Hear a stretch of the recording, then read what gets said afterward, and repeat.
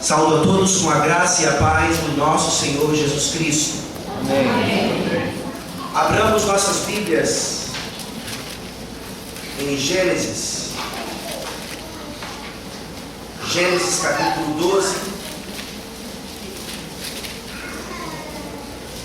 Nós terminamos na semana passada Gênesis capítulo 11, já entramos em Gênesis 12.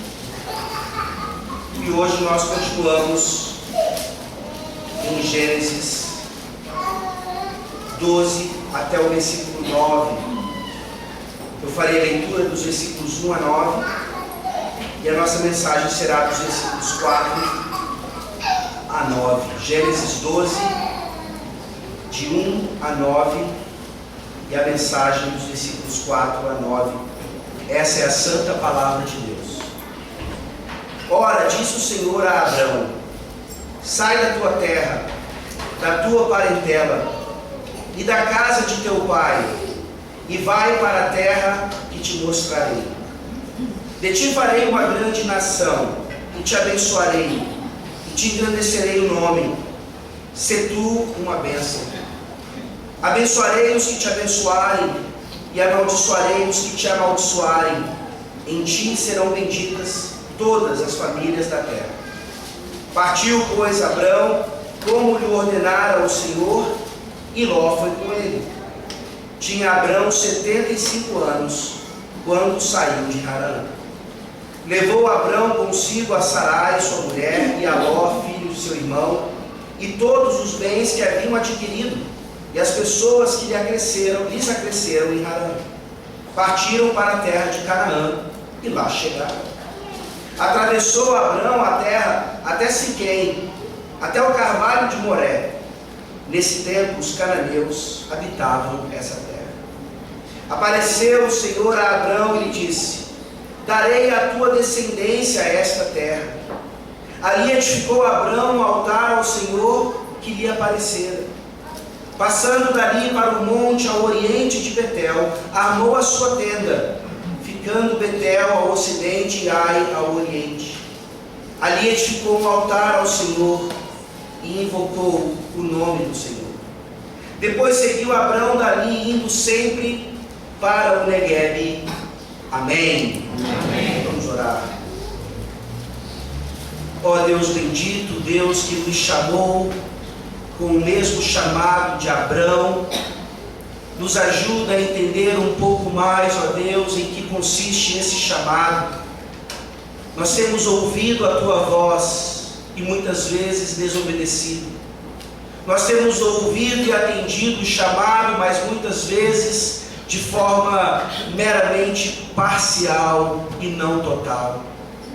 Ó Deus, nessa manhã venha mexer conosco mais uma vez, com o Teu povo, que se encontra muitas vezes desanimado, desiludido, querendo parar, querendo desistir.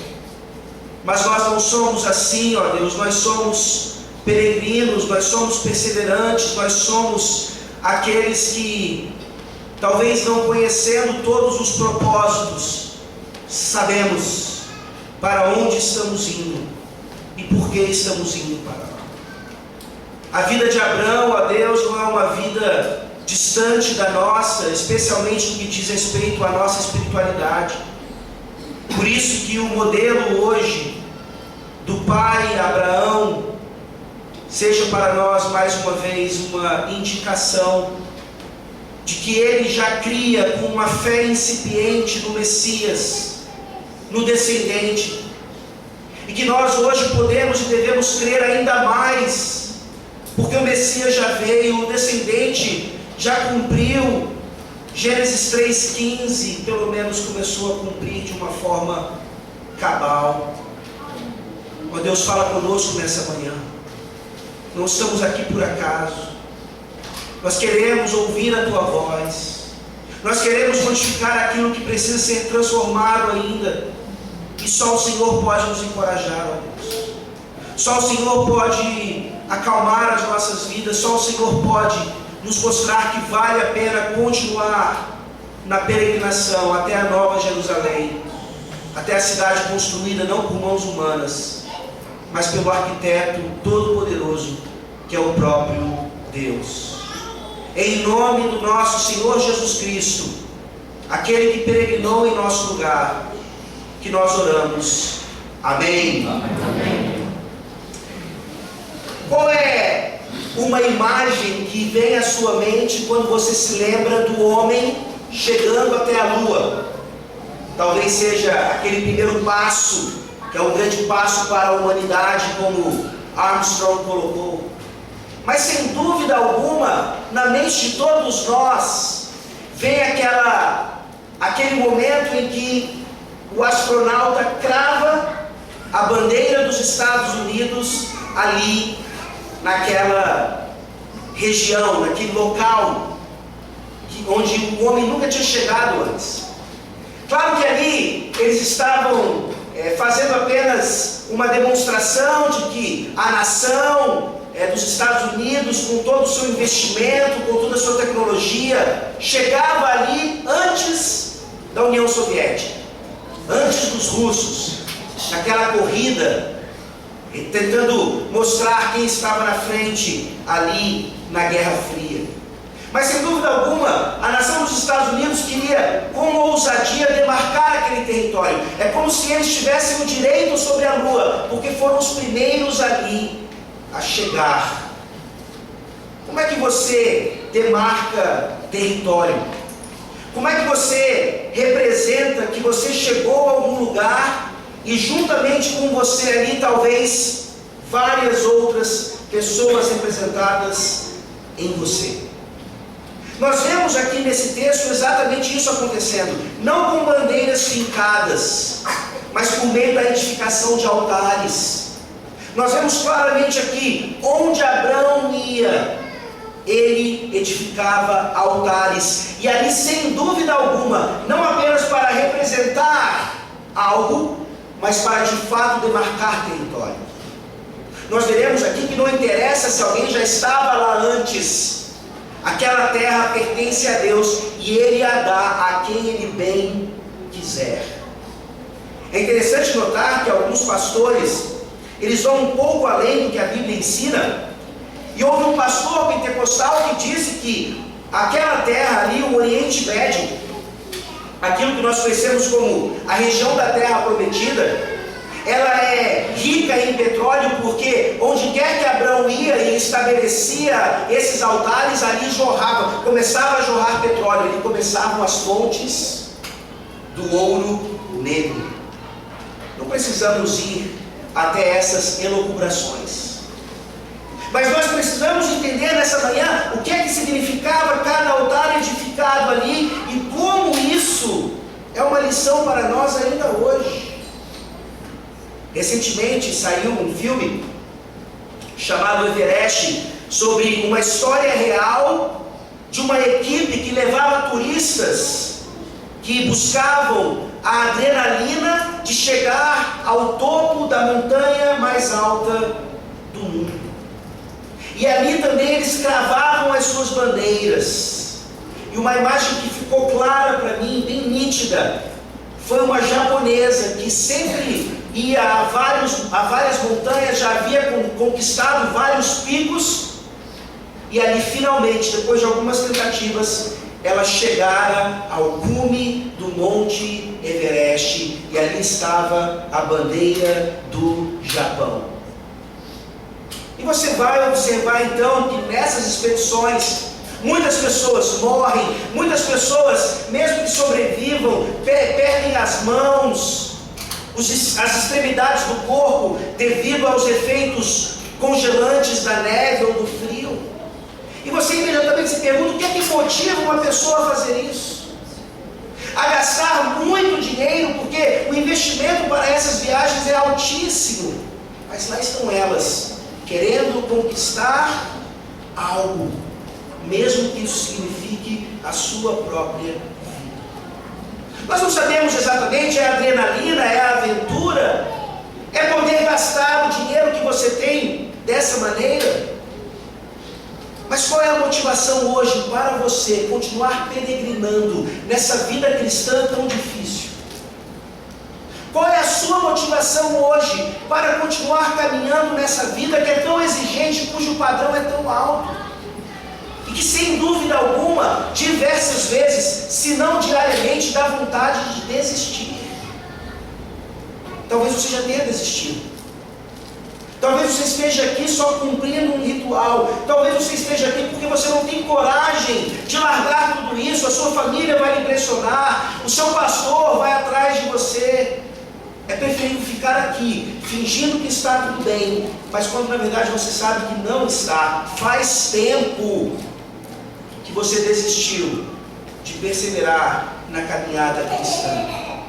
E por isso faz tempo, então, que você não tem a menor ideia do que significa ser um peregrino nessa terra, vivendo de uma forma, como que parecendo que o objetivo sempre está além.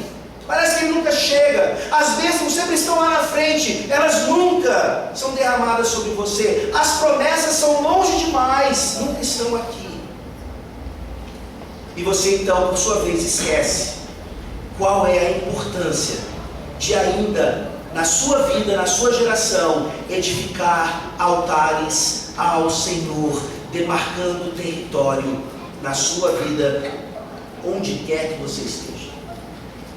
Nós veremos nessa manhã então, que a jornada de Abraão, assim como o seu chamado, eles são nossos. É a nossa jornada, é o nosso chamado. Ele é o pai da fé. Ele foi antes de nós, justamente para nos mostrar como devemos fazer. E hoje na nossa geração nós somos chamados a isso ainda. Continuaremos sendo chamados, os nossos filhos, os nossos netos, os nossos bisnetos, até a volta do Senhor Jesus Cristo. E é nesse sentido então que nós veremos nessa manhã que a jornada de fé de Abraão, ela pode até começar hesitante, mas ela continua triunfante e perseverante. Identifique-se hoje com esse patriarca maravilhoso, identifique-se com ele. Você não está aqui ouvindo essa palavra por acaso. O Espírito Santo quer tratar o seu coração, o Espírito Santo quer lhe encorajar, o Espírito Santo quer lhe mostrar que sim, não é fácil, mas vale a pena. Se você já desistiu, hoje é o dia de voltar. Se você está pensando em desistir, hoje é o dia de você jogar para bem longe esse pensamento e essa tentação. Nós veremos esse texto, e ele não pode ser tratado de uma forma linear, vocês verão, mas nós temos aqui pelo menos dois aspectos bem claros. Primeiro, a jornada de Abraão saindo de Ur dos Caldeus é uma jornada que começa com uma hesitação. Ele para no meio do caminho. É isso que nós vemos aqui, principalmente nos versículos 4 e 5. Vejam só: partiu, pois, Abraão como lhe ordenara o Senhor, e Ló foi com ele. Tinha Abraão 75 anos quando saiu de Harã. Levou Abraão consigo a Sarai, sua mulher, e a Ló, filho de seu irmão, e todos os bens que haviam adquirido, e as pessoas que lhes acresceram em Harã, partiram para a terra de Canaã e lá chegaram. Ora, quando nós lemos esses dois versículos, parece que a ideia principal não é essa hesitação. Pelo contrário, ele está saindo, ele está partindo, ele está obedecendo o chamado. Mas antes de obedecer, antes de fato partir, ele ficou, ele permaneceu.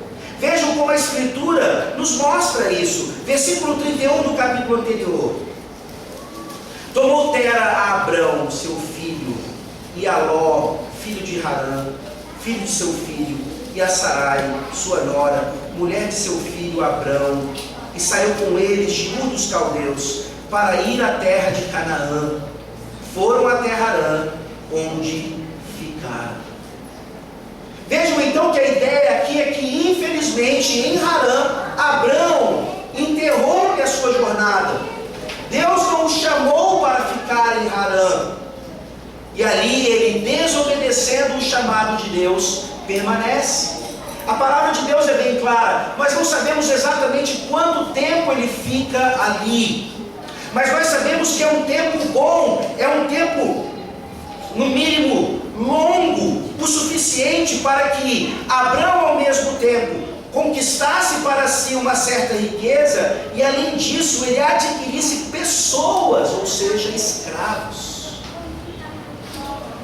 Abrão, aqui em Harã, ele começa a ser um líder de um clã muito vasto. E nós nos perguntamos, o que é que fez Abrão permanecer em Harã? Harã é mais ou menos a metade do caminho entre Ur dos Caldeus e a região da Terra Prometida. Por que é que parece então que Abrão está aqui parando bem no meio do caminho? O destino ainda está longe. Ele sabe que o chamado foi claro. Nós vimos lá Estevão falando isso. Qual foi a motivação de Abrão em sair? Ora, ele teve um encontro com o Deus do pacto. Ele que era ainda altamente influenciado pelos desvios idólatras de sua família, mesmo sua família sendo de origem semita, ele agora conhece esse Deus face a face, e não há como conhecer Deus face a face e não seguir a jornada cristã.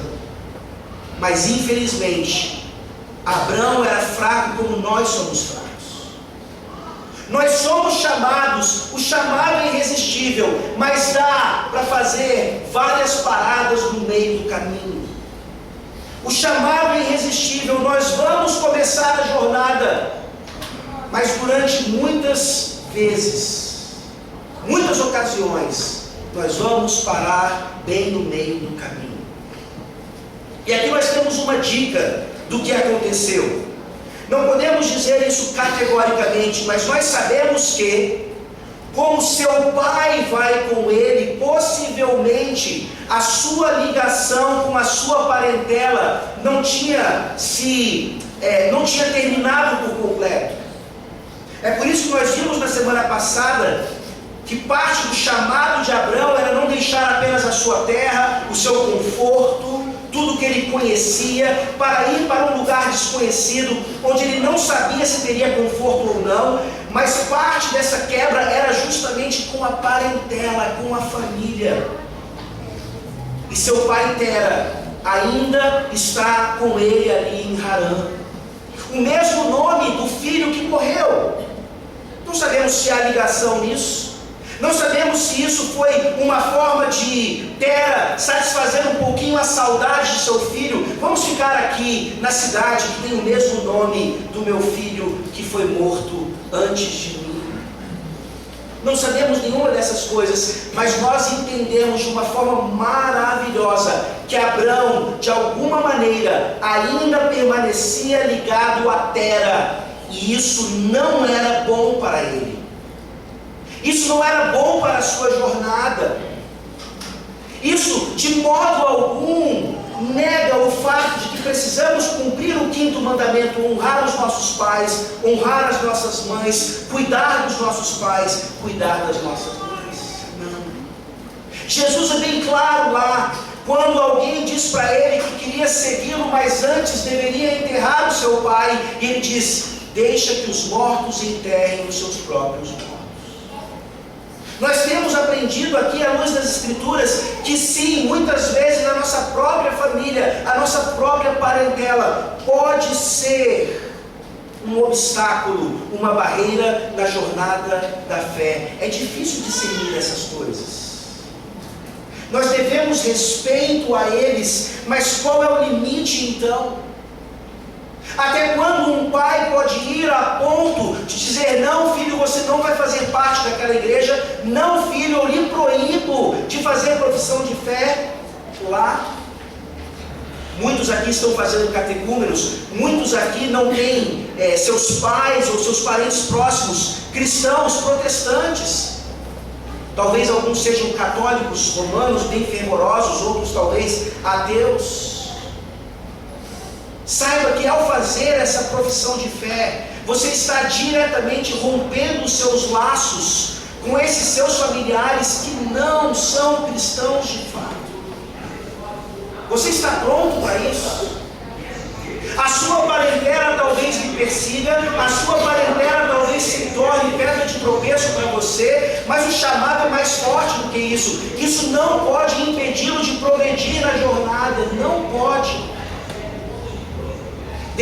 que os mortos enterrem os seus próprios mortos. Abrão precisava se desvencilhar de Tera, seu pai, assim como nós hoje ainda precisamos nos desvencilhar de todos aqueles e de tudo que ainda se colocam entre nós e o Senhor. É dificílimo, mas esse é o chamado. É dificílimo, mas essa é a exigência. E nós vemos aqui mais uma vez, Tera foi capaz de sair de Ur dos Caldeus com Abrão. Não sabemos também se influenciado pelo próprio filho, ou se de alguma forma entendendo o chamado por si só, mas nós sabemos que ele para. E a Bíblia é clara, ele morre em Harã.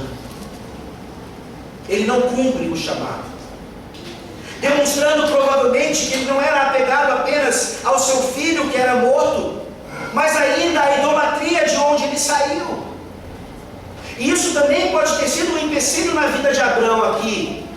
Talvez a parada em Harã, e ali mais uma vez a busca pelo conforto, a hesitação em continuar, não sabendo para onde ele ia, pode ter feito com que ele pensasse: é bom ficar aqui, já andei metade do caminho, talvez isso seja suficiente. E nós sabemos que não é.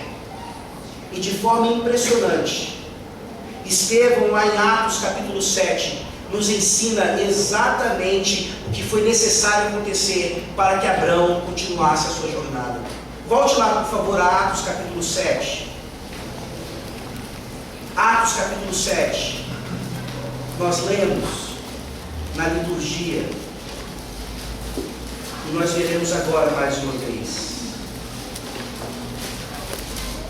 Atos capítulo 7, a partir do versículo 2 até o 4.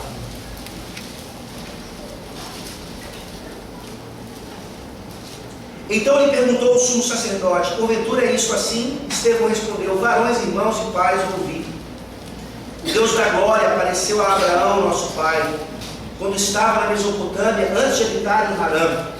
Ele disse: sai da tua terra e da tua parentela e vem para a terra que eu te mostrarei. Então saiu da terra dos caldeus e foi habitar em Harã. E dali, com a morte de seu pai, Deus o trouxe para esta terra em que vós agora habitais. Opa! Imediatamente aqui nós detectamos um erro de cronologia. Detectamos um erro na Bíblia. É claro que não. A Bíblia não contém erros. A Bíblia é uma unidade completa. Existem paradoxos, até como veremos hoje à noite no sermão, mas não contradições diretas. Mas Estevão parece estar dizendo claramente que para que Abrão saísse de Harã, seu pai precisou morrer. E foi exatamente isso que aconteceu, mas não de forma literal. Abrão precisava se desvencilhar de Tera. Ele precisava sair de Harã, independentemente do que seu pai ou outros diziam para ele: Abrão, fica aqui, cuida de mim. Abrão, fica aqui, é irresponsável continuar. Fica aqui, nós estamos bem. Veja a sua riqueza, veja quantos servos você tem. Abrão, fica aqui, não obedeça a voz do Senhor. Tera precisava morrer para que Abrão continuasse a sua jornada. E é isso que acontece.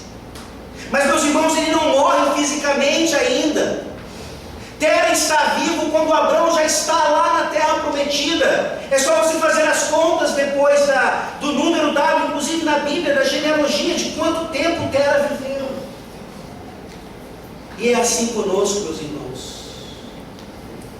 Nós não precisamos esperar que os nossos parentes, que são um empecilho em nossas vidas, ou qualquer outra circunstância que também é um empecilho em nossas vidas, que isso morra literalmente, que isso se acabe literalmente. Nós precisamos fazer uma quebra com essas coisas.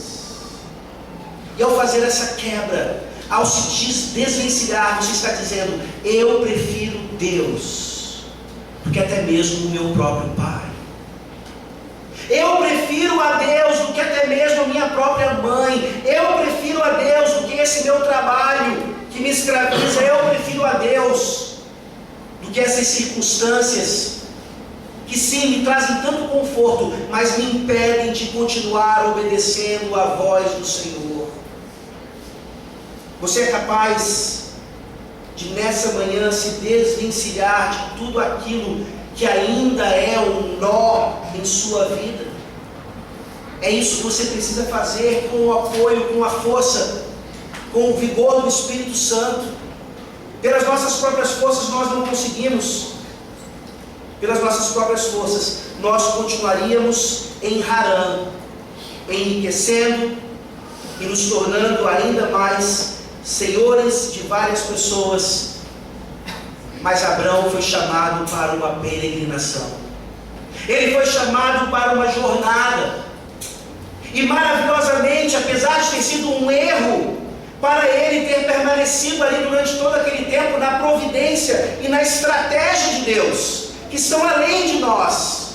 Certamente Abrão não planejou assim: bom, eu vou parar em Harã, ficar ali um determinado tempo, enriquecer o suficiente e aí então eu continuo a caminhada. Não, o texto mostra claramente que esse não é o caso.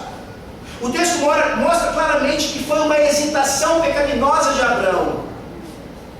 Mas nessa hesitação, nesse erro todo, nesse pecado, o que é que Deus faz com ele de fato? Deus o faz prosperar.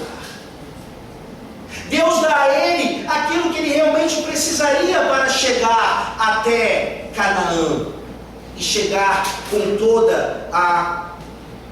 todo o poder que ele necessitava, exatamente para conquistar, para fincar ali a bandeira, o estandarte do Evangelho naquela localização. E nesse sentido nós percebemos então que ele continua a sua jornada. Ele primeiro hesita, Deus o visita novamente, ele se lembra do chamado e ele sai de Harã. Seu pai vivia da Silva ainda, e ele diz: tchau, pai. Provavelmente falou: vamos comigo, pai. E Tera disse: não, eu fico em Harã, eu não vou à terra prometida. Deixe que os mortos enterrem os seus próprios mortos. Abraão continua a sua jornada e nós vemos aqui em 5 aspectos, bem rapidamente. Primeiro, ele precisa continuar vencendo obstáculos. Olha aí a informação, ainda no versículo 4: tinha Abrão 75 anos quando saiu de Harã. Você já tem 75 anos de idade? Está bem próximo disso? Não parece. Você está bem conservado. Mas nós sabemos que passou dos 50, chegou nos 60, o nosso corpo já não responde tão bem. 70 você já começa a desanimar ainda mais, e é com 75 anos de idade que o idoso Abrão precisa sair do seu conforto mais uma vez para continuar uma jornada, não sabendo ele para onde iria. Se eu sei que eu vou para o Havaí, se eu sei que eu vou para a Disney, se eu sei que eu vou para a Europa, não tem idade, eu vou. Mas você está indo para um lugar do qual você não tem a menor ideia de como ele seja. Você não tem detalhes. O Senhor Deus fez a promessa e deixou isso de propósito no escuro. Ele quer demonstrar para nós o que é fé verdadeira. É confiança plena no que Deus diz, independentemente do nosso raciocínio, da nossa lógica, do que quer que seja. É confiança total naquilo que Deus diz. E essa confiança faz então Abrão vencer os seus obstáculos. Ele já é um velho. Sara é estéril.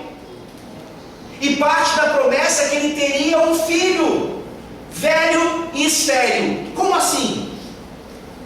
E para piorar, a Bíblia diz claramente aqui, no versículo 6, na parte B: nesse tempo os cananeus habitavam essa terra.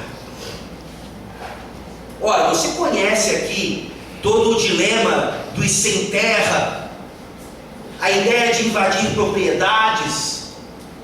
são fazendas ou latifúndios que são inúteis, por isso é que eles invadem.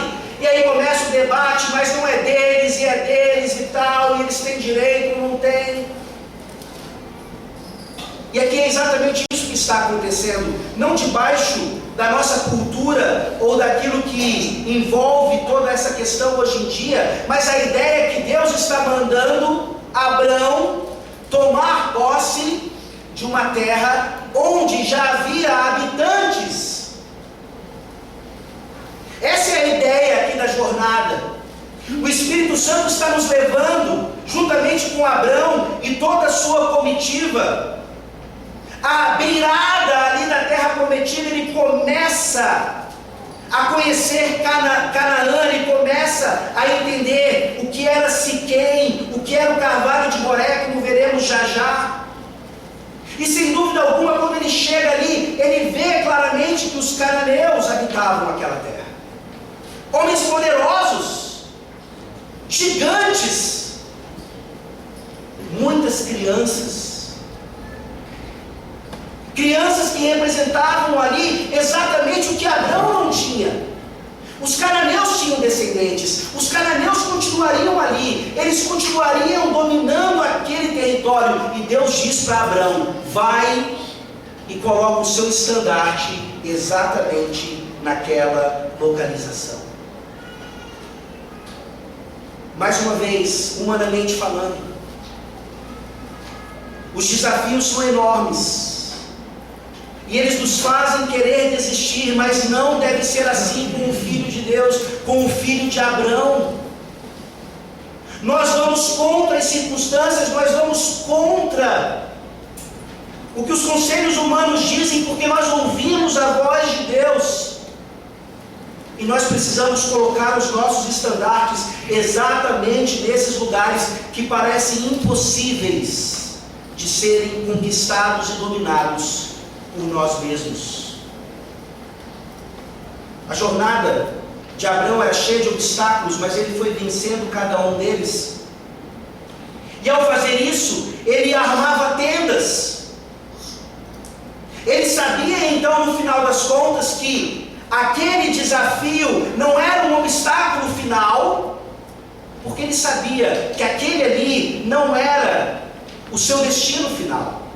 Mas espera aí, Deus nos chamou para ir para a terra de Canaã. Parece que aquele é o destino final. Isso o motiva a chegar lá, independentemente dos gigantes que havia ali, independentemente dos obstáculos que ele tinha. Mas não era o destino final. A Bíblia diz isso claramente. Volte para Hebreus capítulo 11, por favor. Lemos também em nossa liturgia.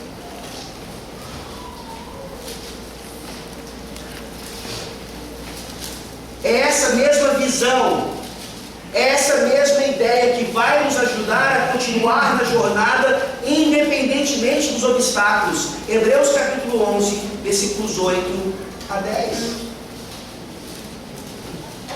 O que significa essa peregrinação para nós?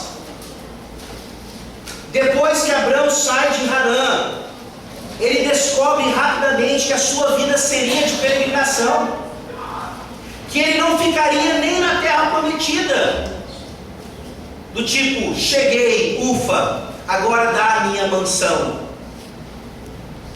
Pela fé, Abraão, quando chamado, obedeceu, a fim de ir para um lugar que devia receber por herança, e partiu sem saber aonde ia. Pela fé, peregrinou na terra da promessa, como em terra alheia, habitando em tendas com Isaque e Jacó, herdeiros com ele da mesma promessa, porque aguardava a cidade que tem fundamentos, da qual Deus é o arquiteto e edificador.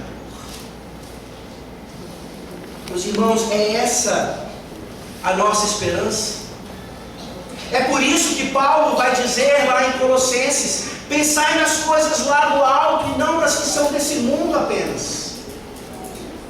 Não com isso tudo, o Espírito Santo não está nos ensinando que nós devemos ser pessoas que devem ficar flutuando por aí sem nos envolvermos com as questões desse mundo, mas não.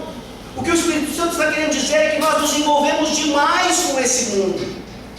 As nossas preocupações, os nossos traumas, os nossos obstáculos, eles dizem respeito demasiadamente àquilo que perde todo o sentido ou toda a riqueza nos aguarda, aquilo que é incomparavelmente melhor. E é por isso que precisamos viver como se edificando e estabelecendo tendas. Isso não significa que eu não possa ter uma casa própria, que eu precise ficar alugando casa e mudando o tempo todo. Não, não é isso. Mas é saber que a sua casa própria não passa de uma tenda, de um tabernáculo provisório, assim como o seu corpo, como nós aprendemos lá em 2 Coríntios. Que isso tudo vai passar. E que nós não podemos e nem devemos dar tanto apreço a essas coisas, porque quando damos apreço a isso, a jornada fica comprometida. Você sabe disso. Você, quando se converteu, estava disposto a ir para a China pregar o Evangelho. Hoje você não consegue nem atravessar a sua rua para pregar o Evangelho. E isso diz respeito exatamente a esse pensamento. Abraão tinha uma herança física, assim como a sua descendência tinha. Mas ele sabia que essa herança física apontava para algo ainda superior. Nós somos peregrinos, não se esqueça disso. Nós estamos em uma viagem, nós estamos em uma jornada. Leia o Peregrino mais uma vez. Se você não leu ainda, leia pela primeira vez, torne-o o livro de cabeceira juntamente com a sua Bíblia. O Peregrino não é uma leitura meramente infantil, é uma leitura que nos lembra exatamente aquilo que nós somos em Cristo Jesus. Pessoas que buscam uma pátria celestial. E nessa jornada, nessa peregrinação, não eram apenas tendas que Abraão armava, mas ele edificava altares, como eu deixei claro aqui. Era a forma dele fincar os estandartes, era a forma dele estabelecer as bandeiras, e já bandeiras do Evangelho lá naquela época. Quando o Evangelho ainda era como que uma sementinha na vida daquelas pessoas, mas já era o Evangelho. Percebam aí, meus irmãos, de onde nós tiramos essa ideia? Quando é que ele começa a fazer isso? Versículo 5. Levou Abrão consigo a Sarai, sua mulher, e a Ló, filho de seu irmão, e todos os bens que haviam adquirido, e as pessoas que lhe acresceram em Harã. Partiram para a terra de Canaã e lá chegaram. Atravessou Abrão a terra até Siquém, até o carvalho de Moré. Nesse tempo os cananeus habitavam nessa terra. Aqui nós temos a indicação então de que o problema, o perigo, o obstáculo, o desafio não era meramente que os cananeus estavam ali, a posse era deles, era melhor Abrão procurar outro lugar. Não. O problema é que os cananeus não apenas habitavam aquela terra, mas eles tinham ali também o carvalho de Moré. Aqui o Espírito Santo está abrindo para nós pela primeira vez a ideia de Siquém. Siquém vai ficar cada vez mais claro à luz da revelação, da sua progressão. A importância geográfica e estratégica de Siquém na vida do povo de Deus. Basta você ler do Deuteronômio, Josué e outros textos também falando da importância dessa cidade, uma cidade central, uma cidade que representava não apenas posicionalmente a centralidade da terra de Canaã, mas a importância de Canaã. E Abrão passou por ali, e ali estava também o carvalho de Moré. E nós percebemos então que o carvalho de Moré não é aqui apenas uma posição geográfica também, mas representava algo espiritual. Uma imagem que nos ajuda muito a entender isso aqui é a imagem daquele filme Avatar. Não sei se vocês já viram. Daquele povo alienígena que tinha uma relação íntima com a natureza e a sua adoração era realizada principalmente diante de uma árvore sagrada. Uma árvore com a qual eles tinham contato com a divindade deles. É exatamente isso que está acontecendo aqui. O carvalho de Moré, uma árvore frondosíssima, uma árvore grande, representava para o povo cananeu essa idolatria. Moré significa aquele que traz oráculos. aquele que ensina coisas que precisamos saber espiritualmente falando. Então eles tinham ali, naquela árvore, naquele carvalho, a sua razão de viver. Ou seja, o povo ali não apenas habitava a terra, mas o povo era povo idólatra também. Abraão deixou a idolatria e foi exatamente para uma terra repleta de idolatria. E Abraão faz exatamente o contrário do que muitos missionários fizeram e ainda fazem até hoje, infelizmente. Missionários do passado que chegavam até esses povos pagãos e misturavam o evangelho com aquelas religiões, achando que isso traria para eles convertidos. Missionários hoje que ainda leem um livro, O Fator Melquisedeque. Se você não leu, leia. E saiba que missões bíblicas é exatamente o contrário daquilo ali.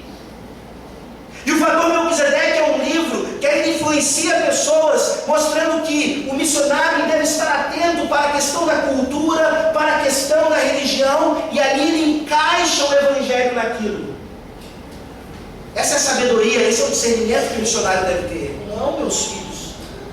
Não, meus irmãos. Abraão chega até o carvalho de Moré e ele sabe que aquilo é idolatria. Ele não chega para os cananeus e diz: ah, vocês adoram essa divindade aqui, então eu vou estabelecer um culto ao Deus do pacto, a Yahvé, nesse altar aqui, nesse carvalho também. Não. Ele não destrói o carvalho de Moré, mas ele não tem nenhuma associação com ele. A partir desse momento, ele começa a edificar altares ao Senhor. Ele começa a demonstrar que o culto a Yahvé não tem nada a ver com qualquer outro culto, a qualquer outra divindade. Que o nosso culto, o culto a esse Deus maravilhoso, porque Ele é puro, Ele deve ser puro também. É por isso que quando nós nos achegamos aqui, a ideia de fato é que o culto, que a adoração, que esse altar estabelecido sejam de acordo apenas com aquilo que Deus ensinou na sua palavra. É claro que aqui ainda para Abraão, uma noção bem simples daquilo que era a adoração a Deus, mas já suficiente para que ele soubesse que era uma adoração distinta. Ele começa então a edificar altares ao Senhor, e a Bíblia diz claramente, ele edificava altar a Deus, e ele invocava o nome do Senhor. Mas percebam qual é o movimento. É porque ele invoca o nome do Senhor que o Senhor vem até ele? Não. O movimento sempre é de Deus para com o seu povo. Versículo 7. Apareceu o Senhor a Abraão e lhe disse: darei a tua descendência a essa terra. Lembrem-se, Deus apareceu para Abraão quando ele estava lá na Mesopotâmia ainda. Isso o leva à jornada. Aqui mais uma vez é o Senhor quem toma a iniciativa, e ele vem e aparece mais uma vez a Abraão, e isso o leva agora a edificar um altar e não se contentar com o carvalho de Moré. Essa é a realidade nesse domingo, meus irmãos. Não foram vocês que vieram aqui apenas invocar o Senhor, ou primordialmente isso, mas foi o Senhor Deus mais uma vez nesse dia, logo pela manhã, que veio até nós e disse: venham até mim. E Ele nos chama mais uma vez a sua santa convocação. E é fácil entender isso então aos domingos, mas Deus faz isso conosco semanalmente, a cada dia da semana. Por isso que é importante notarmos aqui, versículo 7, o Senhor aparece, Abraão edifica um altar. No versículo 8, Abraão sai daquela região, ele vai para uma outra região importante também, nós veremos isso ainda em Gênesis, entre Betel e Ai. E ali ele edifica um altar mais uma vez e invoca o nome do Senhor.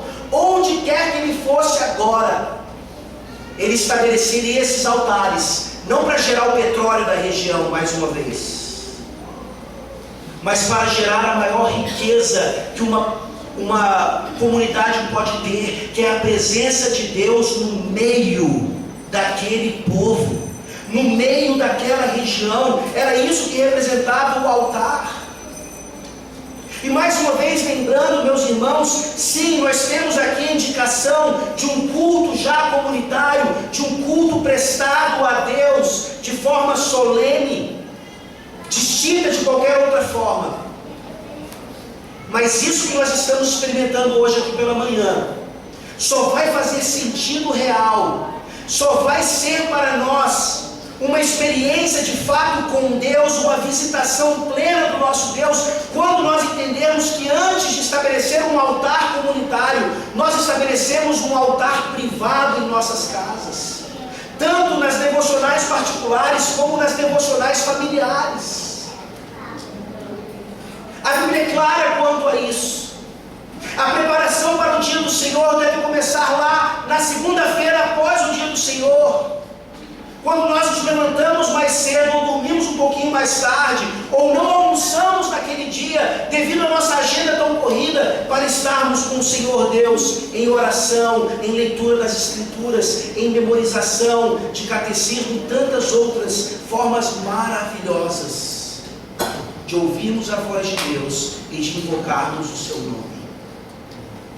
Como é que está a sua devocional? Como é que está a edificação de altar na sua vida nesse sentido?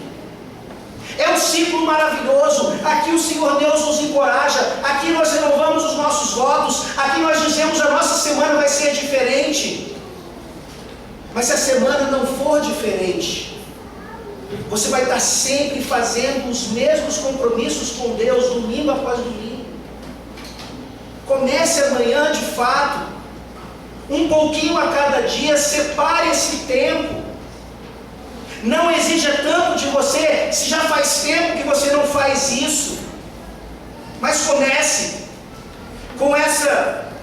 com esse altar particular, com esse altar em família, para que os nossos filhos vão vendo como a edificação desses altares é exatamente aquilo que nos leva a continuar na jornada de forma ainda mais produtiva.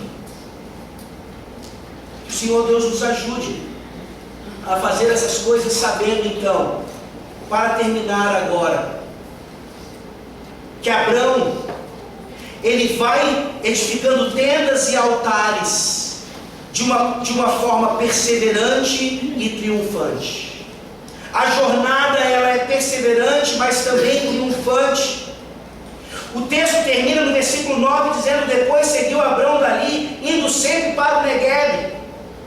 Mais uma vez, esses textos aqui não estão aqui simplesmente para desenharmos os mapinhas lá no final da Bíblia. É importante para isso. É importante para entendermos assim também a geografia da época, a história da época. Mas existe uma questão aqui muito mais espiritual. Neguebe estava no extremo sul da terra de Canaã. Essas localizações dadas aqui pelo Espírito Santo vão demonstrar de fato que os 4 pontos cardeais são dominados por Deus e dados a Abrão ali especificamente em relação àquela porção da terra prometida, aquela parte física do Oriente Médio. O que é que faz Abrão ainda caminhar mais?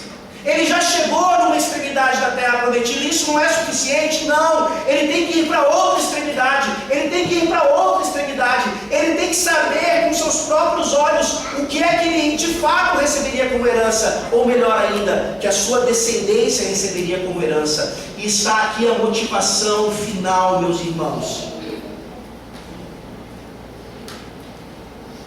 Lá em Dom Quixote, o Sancho Panza, ele só segue o Dom Quixote porque Dom Quixote, em toda a sua loucura, ofereceu a ele uma ilha. Ele disse: Sancho Panza, quando nós conquistarmos e fizermos todo o trabalho de um cavaleiro, nós receberemos como recompensa várias ilhas e eu vou lhe dar uma. E Sancho Panza então vai nas aventuras ou desventuras de Dom Quixote atrás da sua ilha. Sem dúvida alguma, se fosse prometido a você um terreno, parte de uma terra, você se motivaria para fazer aquilo que essa pessoa que prometeu lhe ordenou? E sem dúvida alguma, aqui nós temos uma motivação legítima para Abrão. Mas nós sabemos que a motivação principal não é a terra física em si, não é a própria recompensa no que diz respeito à questão material. O que leva uma pessoa a perder a sua vida escalando uma montanha, com certeza é uma motivação muito menor daquilo que nos leva a continuar a nossa jornada. E eu gostaria que vocês percebessem então que essa perseverança toda de Abraão, assim como a nossa, ela está depositada exatamente em Cristo Jesus. Vejam como mais uma vez no versículo 7 nós lemos: darei a tua descendência a esta terra. Você como pai, você se preocupa demais com a herança dos seus filhos, a herança dos seus netos. Ser pai significa quase que anular a sua própria vida para que os filhos tenham vida, para que os netos tenham vida e assim por diante. Não era diferente com Abraão. Que motivação maravilhosa! Ele começava uma jornada em que ele chegaria no fim, mas aquilo ficaria para a sua posteridade. E aqui, meus irmãos, quando nós olhamos para essa palavra, nós não devemos imaginar isso no plural em primeiro lugar. Não devemos imaginar a ideia de que pai Abraão tem muitos filhos, sem dúvida, isso é verdade, mas por favor, abra a sua Bíblia agora em Gálatas capítulo 3.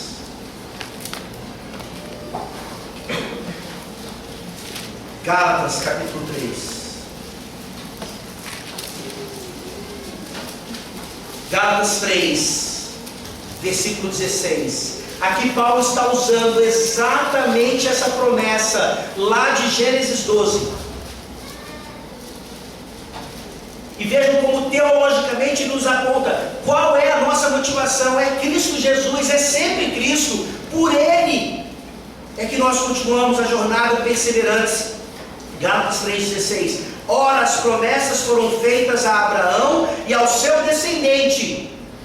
Não diz, e aos descendentes, como se falando de muitos, porém como de um só, e ao teu descendente, que é Cristo. Não era nem Isaac, era Cristo, já lá em Gênesis. E agora, por favor, Paulo fazendo isso agora em Romanos, capítulo 4. Não sejamos como Dom Quixote aqui nessa manhã, oferecendo apenas uma ilha. Eu quero ser mais louco do que Dom Quixote. Eu quero mostrar para vocês que nessa jornada perseverante, não é mais uma parte do Oriente Médio, não é mais uma ilha, é o mundo inteiro. Romanos capítulo 4, versículo 13. Não foi por intermédio da lei que Abraão ou a sua descendência coube a promessa de ser herdeiro do mundo, e sim mediante a justiça da fé. Conquistar o Everest, meus irmãos, é uma tarefa dificílima. Chegar até a lua nem se fala. Conquistar o mundo para a glória de Deus é fácil, porque Jesus Cristo já fez isso. Jesus Cristo na cruz do Calvário diz lá no Evangelho de João que quando Ele é levantado na cruz, quando Ele é glorificado, Ele atrairia para si todos aqueles que de fato lhe pertencem. O que é que nós estamos fazendo aqui? Vamos sair por aí edificando os altares, cravando as bandeiras do Evangelho por todos os lugares? Sim, de forma responsável, sim, de forma estratégica, sim, sabendo que aquele que fez a promessa não pode falhar. Essa é a igreja perseverante, essa é a igreja militante, mas nós somos também a igreja triunfante. Nós já temos lá os nossos irmãos que foram antes de nós. Hebreus diz isso também, como que uma nuvem que está assistindo a nossa corrida agora, a nossa perseverança. E o encorajamento final nessa manhã, meus irmãos, é que apesar das lutas, dos obstáculos, dos altares construídos e às vezes derribados, das frustrações, lá no versículo 5 de Gênesis 12, bem no finalzinho, a frase que não quer calar diz: partiram para a terra de Canaã e lá chegaram. Nós vamos chegar também, meus irmãos. O tempo está diminuindo. Nós estamos cada vez mais próximos dessa realidade que é a nossa maior esperança. Nós não estaremos apenas em Canaã, nós estaremos em Nova Jerusalém. E a pergunta é: será que nós queremos que esse dia chegue? Como é que nós podemos apressar esse dia? Como é que nós podemos fazer com que ele chegue amanhã? É simplesmente orando e participando da jornada como Abraão participou. Maranata, ora vem, Senhor Jesus. E enquanto o Senhor não chega, a minha maior motivação nessa vida é estabelecer altares, enquanto eu vivo em tendas, sabendo que um dia eu vou chegar. Morar numa mansão de fato, construída pelo Pai. O descendente, meus irmãos, que é Jesus Cristo, ele também peregrinou nessa terra. Ele também não teve onde reclinar a cabeça. E lá na cruz, como nós vimos, ele conquistou o mundo inteiro. Para onde é que você vai? Para a Índia? Para a China? Para o sul do Piauí? Não importa. Desde que nós vamos, ou mandemos, ou continuemos a nossa jornada onde quer que nós estejamos. Vamos orar.